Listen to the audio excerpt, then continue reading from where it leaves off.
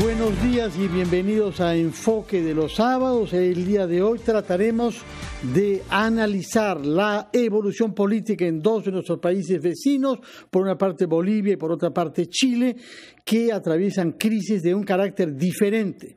Para eso hemos convocado a 4 ex cancilleres de la República. Por una parte, Rafael Roncagliolo, que ejerció de ministro entre el año 11 y 13. Luego el doctor Diego García Sayán, entre el año 1 y el año 2. Más tarde vendrá también el embajador Alan Wagner, que ha sido canciller en el año 85. Y tomaremos contacto desde Australia con el ex canciller Eduardo Ferrero Costa. Buenos días, invitados. Rafael Roncagliolo. Buenos días. Buenos días, Fernando. Encantado. Diego García Sayán. ¿Qué primera reflexión harían ustedes para que el público entienda la diferencia entre la crisis que estamos viviendo en Bolivia y la que estamos viviendo en Chile? Rafael Roncagliolo. Bueno, muchas gracias, encantado de estar acá. Creo que aparentemente hay movilizaciones y conflictos en ambos países, pero que sin embargo se trata de dos situaciones bastante distintas. En Chile vivimos el descontento frente a un rumbo económico que ha permitido un crecimiento notable de Chile, pero que ha llegado a un límite en cuanto a las expectativas de la gente que reacciona socialmente contra la desigualdad, contra la corrupción, contra el abuso. Es muy importante el fenómeno chileno porque nosotros hemos seguido el mismo rumbo de Chile. Y entonces uno tiene que preguntarse si en algún momento no podría ocurrir algo parecido acá. Pero en Chile, además, ayer ha habido la noticia de un acuerdo para una nueva constitución, para cambiar la constitución de Pinochet, y eso puede significar que se entra a un camino de solución, ojalá. En Bolivia, en cambio, después de un largo gobierno de Evo Morales, que sí ha significado crecimiento económico, en algún momento el más alto de la región, que sí ha significado incorporación de los indígenas, tiene cierta similitud con la revolución boliviana del 52, en ese sentido. Sin embargo, se ha llegado a una situación calamitosa a raíz de un proceso electoral considerado fraudulento, tema sobre el cual se puede discutir bastante, pero que nos hace recordar a nosotros lo que fue la elección de Fujimori, ¿no? Y en este momento no hay un gobierno realmente legítimo en Bolivia, hay una situación de desgobierno, pero yo tengo la esperanza de que efectivamente los diálogos que se han empezado a realizar ya y que serán, espero, auspiciados por la Conferencia Episcopal Boliviana, Naciones Unidas, puedan llevar también a una solución de una crisis que es muy compleja y que es muy profunda, ¿no? Eso para dar una primera mirada que será profundizada sin duda por Diego. Diego García Sayán. Sí, mira, Rafaela utilizaba un concepto que me parece pertinente, el diálogo, ¿no? Entonces, el diálogo, en el caso de Chile, es el que ha permitido encontrar ayer, en la madrugada, una solución, una salida que poca gente esperaba hace 5 días, ¿no? El día martes de esta semana, toda la información indica que el presidente Piñera quería decretar un nuevo estado de emergencia y la razón por la que no se hizo es porque el ejército se opuso. Dijeron, ustedes resuelvan este problema como puedan, ¿no? Y surgió esta opción que no es hacer una reforma constitucional. La tesis central, y eso así ha sido leído por la sociedad chilena, es enterrar la Constitución de Pinochet de 1980, que precisamente alentaba una perspectiva de manejo estatal y de política económica con este concepto de rol subsidiario del Estado, en donde la gente había sentido esto en materia de educación, en materia de salud, en las frustraciones frente a las AFPs. Era muy impresionante después de que hace 10, 15 días había 1.300.000 personas en las calles protestando por todo este esquema sin un liderazgo político claro. Ayer en la noche eran esas mismas masas, tal vez no en tanta cantidad, celebrando en las calles con fuegos artificiales. el diálogo entre los partidos políticos con un contexto de una protesta social sin interlocutores claros, ¿no? Sin partidos, fue el camino, y espero que esto encuentre un curso y que en el curso del próximo año, con todas las normas, todos los pasos que se han anunciado, haya una ruta de salida, pero que pasa por enterrar la Constitución de Pinochet, que ya terminó, y crear otra Constitución. En Bolivia es distinto.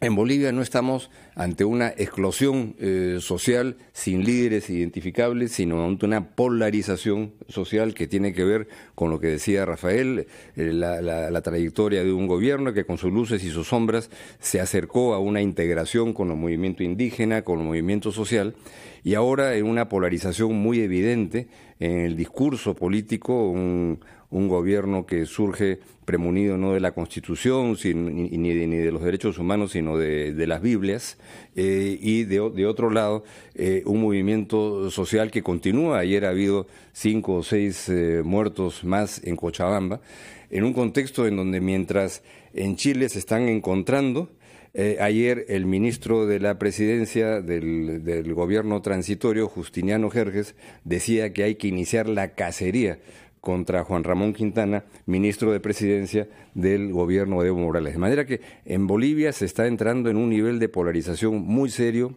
muy preocupante. Es importante el papel que está desempeñando la Iglesia Católica. Es muy interesante que Naciones Unidas haya enviado a un representante, Jean Arnaud, para esto, que tengo la suerte de conocerlo. Lo he visto a él en negociaciones en Centroamérica, muy activo en las negociaciones para el proceso de paz en Colombia hace 2 años, y que eso permita encontrar mecanismos no para reconstruir una constitución, sino para que el objetivo del gobierno transitorio, sea cual sea el curso y presidencia que tenga, se limite a la razón de ser, a la justificación del mismo, que es organizar una elección.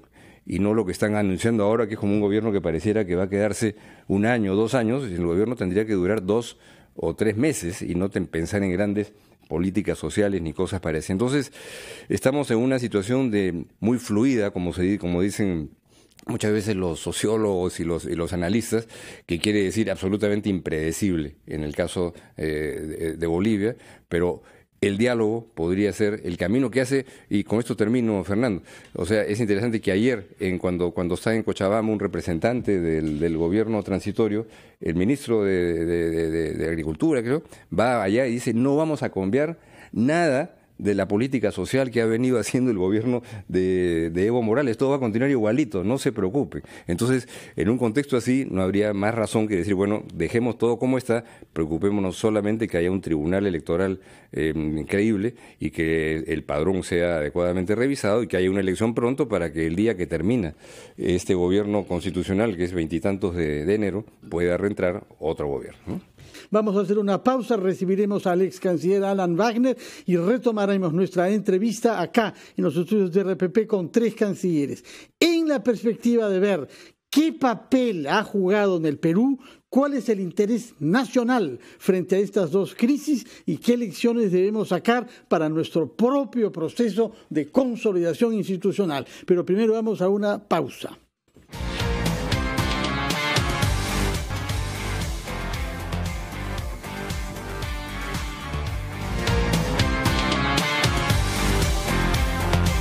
Son las 9:21 de la mañana y se ha incorporado a nuestro panel el embajador Alan Wagner, que ha sido 2 veces canciller de la República y, hay que destacarlo también, agente del Perú ante la Haya durante el contencioso por frontera marítima que tuvimos justamente con Chile. De embajador Wagner, creo que usted ha escuchado a sus 2 colegas y sucesores. Queremos tener de usted una primera apreciación sobre la naturaleza de las crisis que están atravesando Chile y Bolivia. Sí.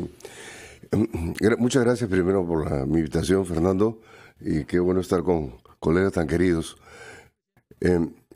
Escuchaba a Eduardo Ferrero comentar algo que me parece importante y yo quisiera incidir en ello. Y es que se tiende a poner todo en el mismo saco, como que estas situaciones que se están viviendo en la región correspondieran a un mismo patrón, a una misma causa, y por consiguiente debieran tener el mismo tipo de soluciones. Y eso efectivamente es una equivocación, porque cada una de ellas tiene sus particularidades. De hecho, lo que ha ocurrido en Bolivia, como sabemos nosotros, es un rechazo popular, ¿no?, a un régimen que había devenido en autoritario, cada vez más fuerte, ¿no?, y que finalmente violó su propia constitución al no aceptar un referéndum, ¿no?, que el propio Evo Morales convocó para ampliar aún más su permanencia en el poder con un cuarto periodo. No contento con eso, hace que el Tribunal Constitucional, controlado por él, haga una interpretación sui generis, ¿no?, que el no permitirle postular violaba sus derechos humanos, ¿no? Y por último, ¿no?, un fraude realmente escandaloso en las elecciones, que la OEA pone de manifiesto. Y eso provoca obviamente una gran reacción popular, de manera que ese es el problema de Bolivia. Es un régimen que nació de manera interesante, ¿no? Evo Morales reivindicando los pueblos originarios, él mismo, ¿no?, considerándose como un representante de los pueblos originarios, tomó algunas medidas inmediatas de efecto importante, como fue, por ejemplo, la nacionalización del gas, que le permitió además elevar el precio del gas que exportaba a Brasil y a Argentina, lo que le permitió una caja fiscal cómoda. Hasta el momento la caja fiscal estaba prácticamente quebrada. Y luego, haciendo una concesión a sus bases, por así llamarlas, ¿no?, legaliza, ¿no?, la producción de coca. Y eso ha sido algo bastante grave, ¿no? Él acuña un lema que decía: coca sí, cocaína no. Ahora, eso obviamente no funciona de esa manera, ¿no?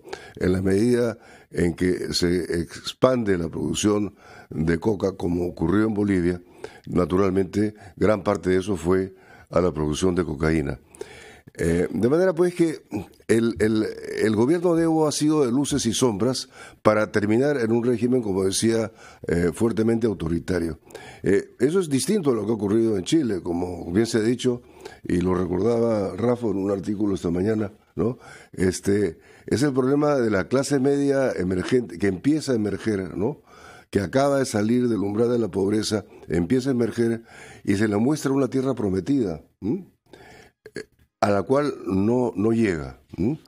Y no llega porque el Estado no le ofrece los incentivos necesarios para ello, en términos de educación de calidad, competitiva, frente a la educación privada, que sí lo es, ¿no? No le ofrece un servicio de medicina, por ejemplo, que esté a su alcance. Y finalmente estas personas empiezan a endeudarse para lograr algunos de los niveles de consumo de esa tierra prometida que no alcanzan. Y yo diría que ahí está la clave de lo que ha ocurrido, que es la desigualdad, pero al mismo tiempo la falta de políticas públicas para lograr realmente, ¿no?, que esta clase media emergente logre ponerse a la par del resto digamos, de la clase dominante, por así decir, ¿no?, de la clase más poderosa, y poder realmente tener un país mucho más equilibrado. E incluso se confunde esto con lo que ocurrió en el Ecuador. En el Ecuador fue un problema de un déficit fiscal espantoso, ¿no?, que procuró el presidente aliviar a través de una elevación del precio de la gasolina. Eso provocó el escándalo que ya sabemos. Ahí había un interlocutor fuerte que era la CONAIE, la Confederación de Organizaciones Indígenas, y finalmente ahí quedó. O sea, son situaciones diferentes. Esto no se puede comparar tampoco con lo de Venezuela, ¿no? Digamos que hay ciertas similitudes ideológicas, si se quiere, yo diría más en el discurso que en la realidad, ¿no?, entre Evo y Chávez y su sucesor Maduro, pero no son iguales tampoco, ¿no?, como tampoco lo son con el caso de Ortega en Nicaragua. O sea, yo creo que hay que examinar cada una en sus propias particularidades y ver qué soluciones se están dando. Y lo interesante es que en el caso de Chile, como ya se ha comentado, se está canalizando una solución claramente por la vía constitucional a través del pacto que se ha firmado el día de ayer por todas las fuerzas políticas. Ojalá que esto contribuya a bajar los niveles de violencia y entonces la gente empiece ya a pensar en términos de las oportunidades que eso le va a ofrecer. De acuerdo. Ahora, ¿bajo qué condiciones el diálogo puede tener éxito en Chile y Bolivia, dos vecinos del Perú?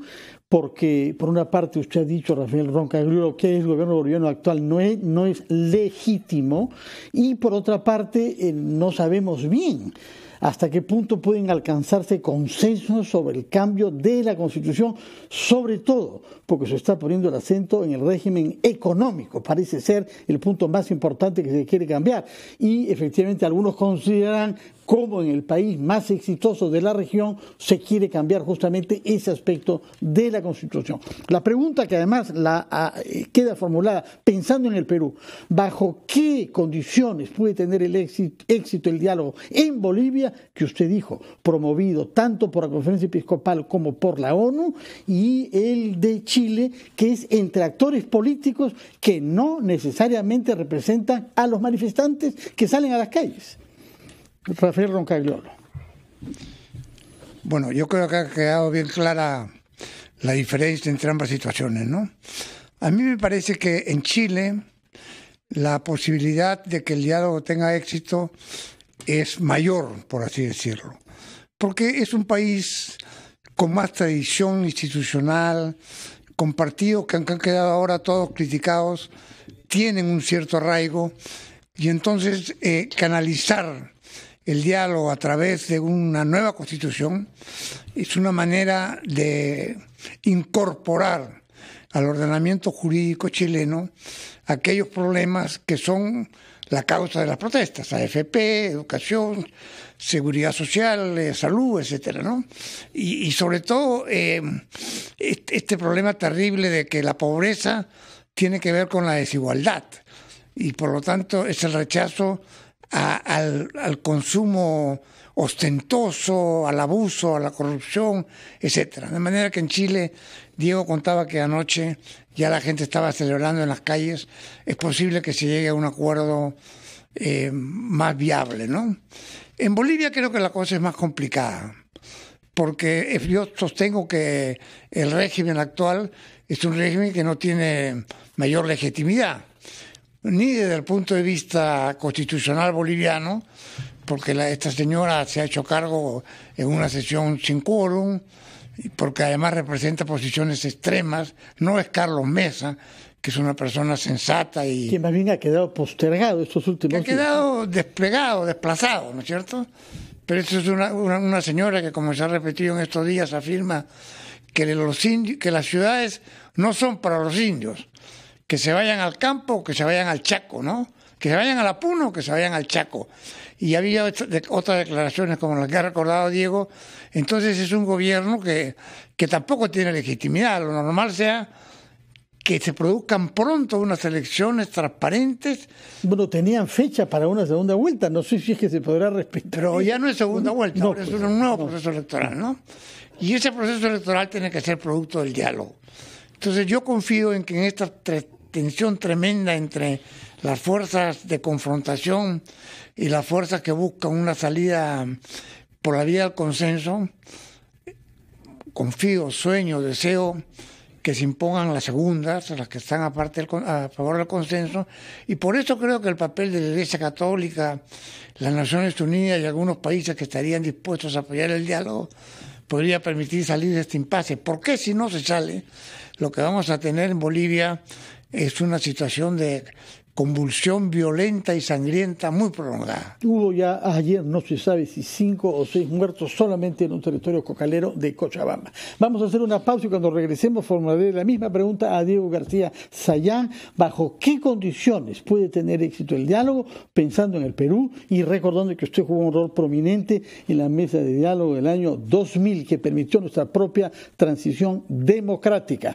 Primero vamos a una pausa, retomamos nuestro diálogo con 3 ex cancilleres presentes en los estudios de RPP.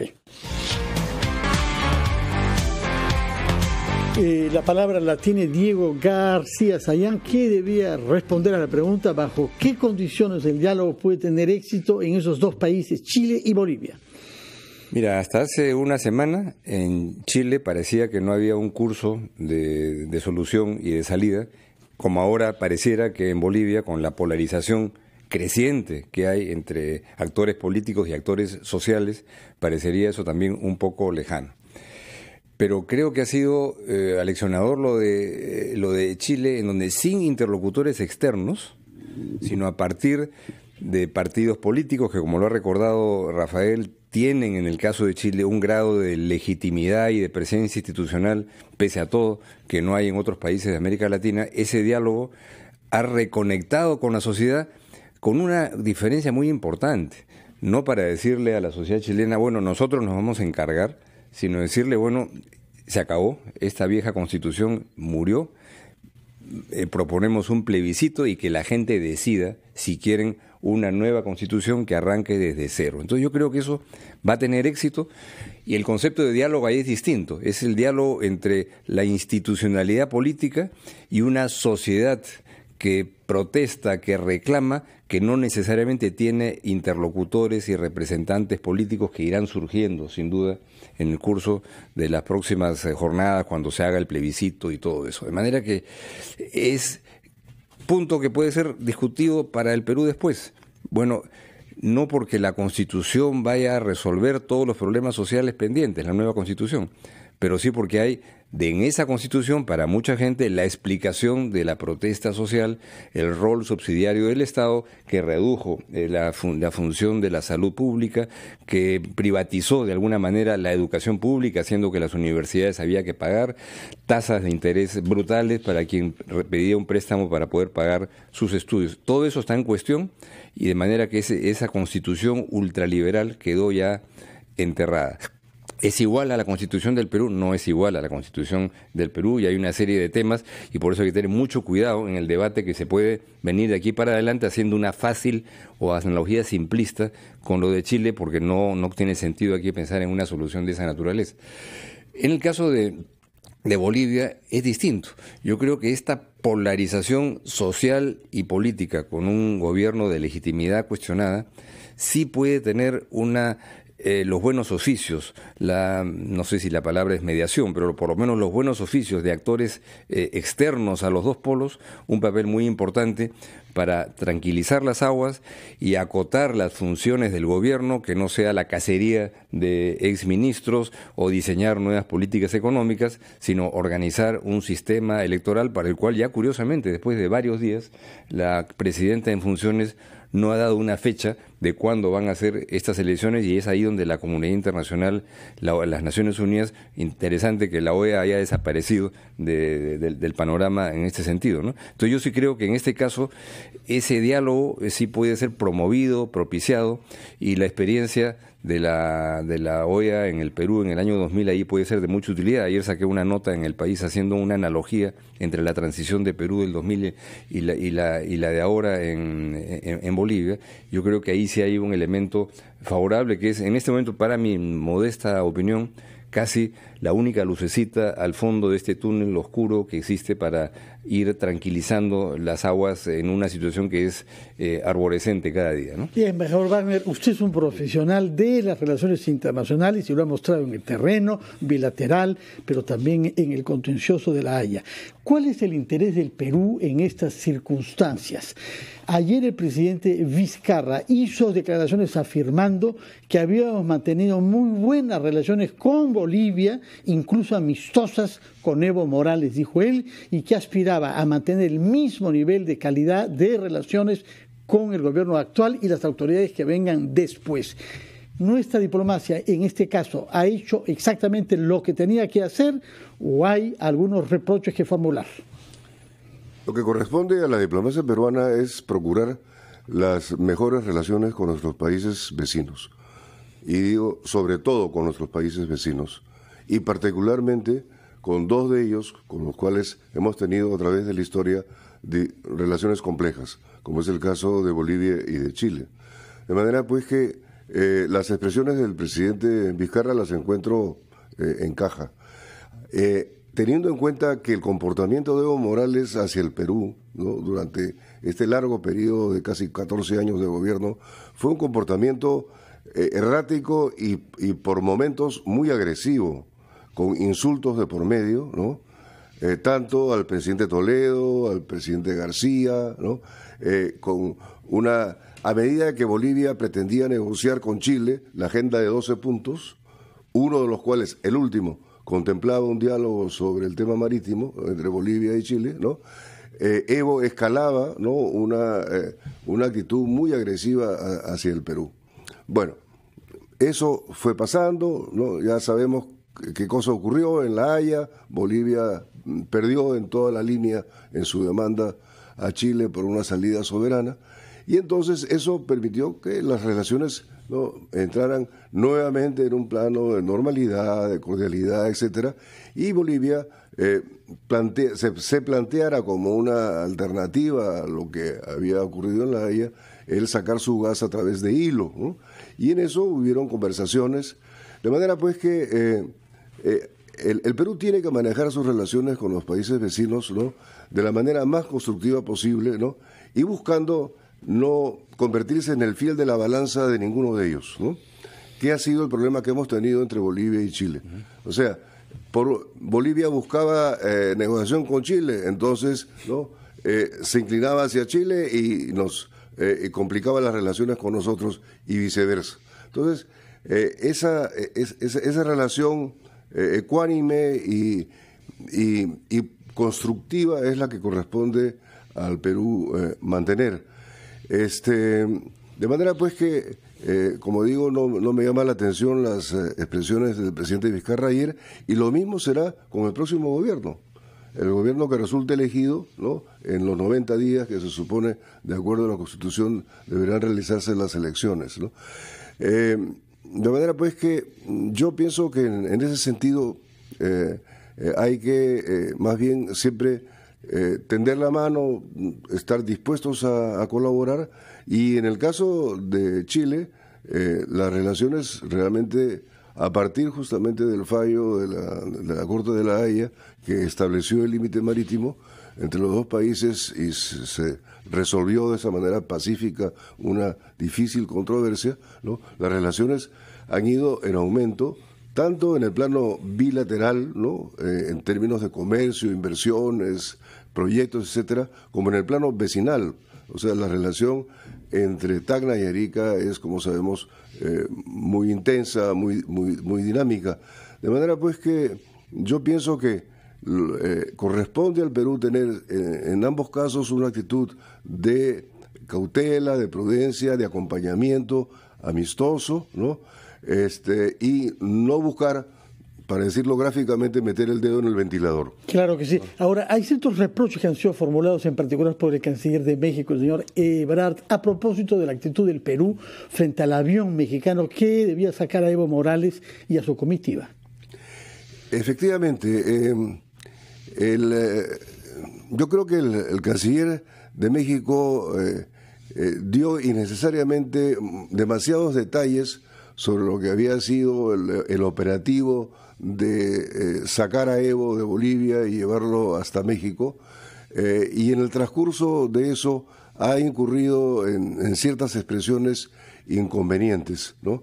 El caso del Perú, está claro que el Perú colaboró recibiendo el avión mexicano, ¿no?, surtiéndolo camino a Bolivia. Luego, cuando el avión mexicano estaba por llegar a Bolivia, en Bolivia no le dieron permiso para ingresar al espacio aéreo boliviano, tuvo que regresar al Perú, se le volvió a dar servicios en el Perú, se le volvió a surtir de gasolina en el Perú, luego partió, y cuando estaba todo previsto para que de Bolivia no fuera hacia México, surge esta llamada del canciller mexicano al canciller peruano pidiendo si es que podía el avión repostar en el Perú. Yo lo que tengo entendido por información que me han dado del Grupo 8, ¿no?, es que el Grupo 8 no tiene un stock de gasolina permanente, ¿no?, para surtir cualquier avión que llegue intempestivamente. Y que, por ejemplo, para el regreso que hizo el avión mexicano al no poder entrar a Bolivia, ¿no?, hubo que hacer todo un operativo para llevar gasolina hasta el Grupo 8.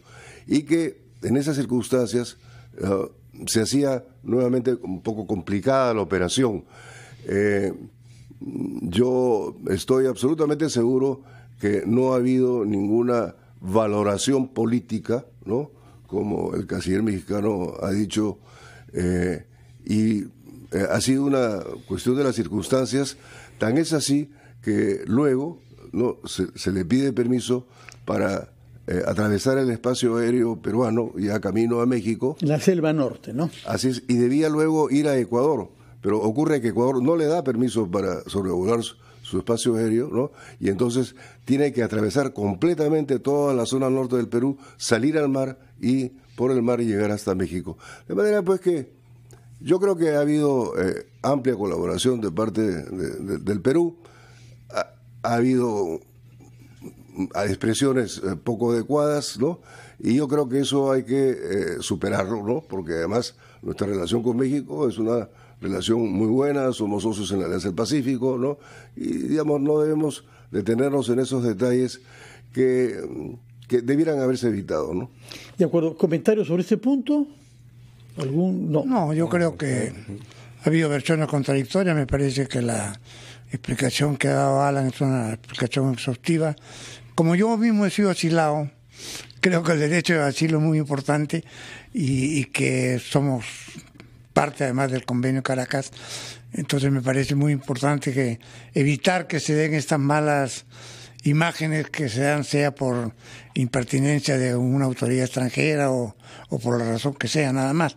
Lo que yo sí quisiera subrayar es que para el Perú la relación con Chile y con Bolivia tiene un aspecto regional muy, muy trascendente, ¿no es cierto? Entre Tacna y Arica existe ya una conurbación, 1 millón de tráficos al año, entonces ya prácticamente son ciudades absolutamente interdependientes, pero también el desarrollo del sur del Perú requiere el desarrollo del occidente boliviano. Entonces el trabajo entre estas tres partes limítrofes de los tres países es muy importante. Las universidades católicas de los tres países están desarrollando un proyecto para que por encima de estos aspectos conflictivos se pueda buscar un desarrollo conjunto, porque históricamente y desde el punto de vista del futuro tienen que desarrollarse conjuntamente, se requieren mutuamente, ¿no? De acuerdo, pequeña precisión histórica por haberlo recordado yo personalmente. Usted fue asilado hace más de 40 años en la época de la dictadura militar peruana. Vamos a ir a una pausa y yo quisiera que dedicáramos los últimos minutos de este programa a sacar lecciones para el Perú. ¿En qué estamos acá respecto del diálogo? ¿En qué estamos acá respecto de las elecciones que se prevén para el 26 de enero, qué va a suceder después y qué reformas, constitucionales o no, tenemos que hacer y bajo qué condiciones de éxito para tener un diálogo político que nos ahorre dificultades que hemos visto en algunos de nuestros vecinos? Primero, una pausa.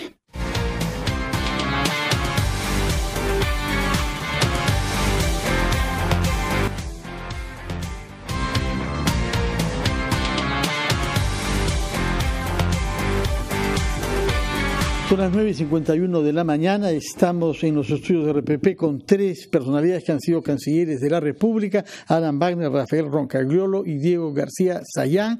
Nos han ayudado a comprender las causas y las diferencias de las crisis entre Chile y Bolivia. Quisiéramos que nos den ahora pistas sobre el proceso que estamos nosotros viviendo, que pasa por las elecciones del 26 de enero, que va a dar lugar a un congreso de año y medio, y quisiéramos saber qué reformas les parece indispensable hacer para justamente evitar hallarnos algún día ante un descontento en la calle con las consecuencias de violencia y de violaciones a los derechos humanos que hemos visto tanto en Chile como en Bolivia. Alan Wagner. Bien, en relación con Chile, yo creo que habría que marcar primero una importante diferencia, y es que El 70% de la población económicamente activa en el Perú trabaja en el sector informal. En el caso de Chile, el 90% de la población económicamente activa trabaja en el sector formal. Yo creo que eso es una diferencia muy importante desde el punto de vista de la posibilidad de desarrollar políticas públicas, ¿no?, en favor precisamente de esta clase emergente. Yo diría que algo que debiéramos hacer a través de una serie de medidas es procurar ir reduciendo lo más rápidamente posible esa enorme cantidad de personas que trabajan en el sector informal y que por consiguiente no tienen ningún tipo de derechos, ¿no?, que la ley establece para ellos. Entonces, ¿cómo puedes desarrollar tus políticas públicas, ¿no?, para personas que no están dentro del marco legal que les proporciona beneficios? Entonces, la posibilidad de darles cierto tipo de beneficios es a través de programas públicos, el CIS o los hospitales, ¿no?, como el arzobispo Loaiza y todo, pero eso es muy poco. Entonces yo diría que ahí hay un tema que es estructural en nuestra economía y que debemos superar, porque eso va a permitir al mismo tiempo implementar políticas sociales, ¿no?, que permitan que estas personas, ¿no?, que son emprendedores, que son gente de mucho trabajo y que también ven una tierra prometida y que quieren estar incluidos en ella, ¿no?, puedan realmente tener todas las herramientas para poder llegar. Yo diría que este es un punto importante. Por otro lado, como mencionaba Diego, la Constitución peruana en el régimen económico no es exactamente igual a la de Chile, ¿no? Hay algunas diferencias, pero sin embargo hay que reexaminar un poco lo que es aquello del rol subsidiario del Estado. No para que el Estado se convierta en un Estado empresario, que en nuestro caso sabemos que ha fracasado, ¿no?, pero sí un Estado que pueda garantizar que se proporcionen los servicios básicos que la población requiere, ¿no? Eso me parece que es muy importante. Yo creo que en Chile, y tal vez me equivoqué, no se va a cambiar el modelo económico, no se está buscando cambiar el modelo económico. Lo que se está buscando es un mayor rol del Estado, ¿no?, a través de políticas públicas que permitan, como hemos dicho reiteradamente, que esta clase media emergente pueda realmente incorporarse, ¿no?, a los más altos niveles económicos del país. Rafael Roncaliolo, lo propio del Perú y de su descontento social es que está sobre todo dirigido a la corrupción. Y eso genera desconfianza en la institución judicial, porque sabemos la existencia de jueces corruptos en organizaciones criminales. Sin embargo, hay una paradoja, que hay algunas instituciones jurisdiccionales que dan su palabra y todo el mundo acata. El caso reciente es el Jurado Nacional de Elecciones, con una polémica complicada sobre reelección o no.